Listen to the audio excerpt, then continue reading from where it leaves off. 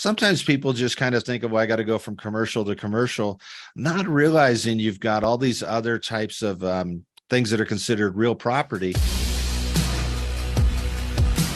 What would you say the number one secret is to understanding some of the issues today with 1031 exchange in today's market? One that I think is overlooked is just how broad a 1031 exchange is. You're certainly familiar with the Delaware Statutory Trust and what I call fractional ownership, a growing niche. But one thing that people overlook is you can exchange any type of real property.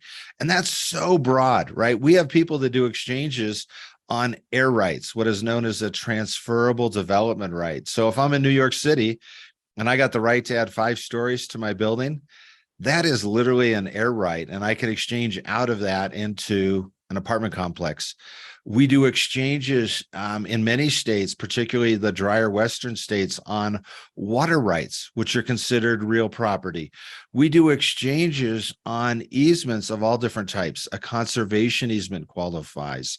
An agricultural easement can qualify, and one that's called a perpetual communications easement, a little bit of a mouthful. Just think of it in English as a cell tower. If you've got a cell tower that you create a perpetual communication easement, you can keep your land and exchange out of that cell tower. If it's on a commercial building, you keep your building and exchange out of the cell tower.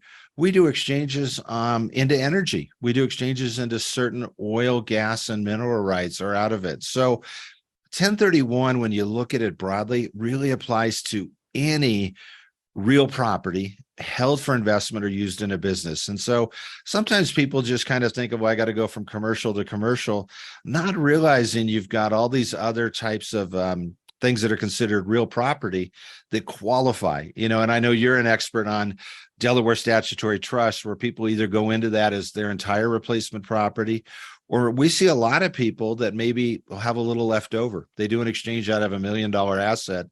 They've got 200,000 that would be cash boot.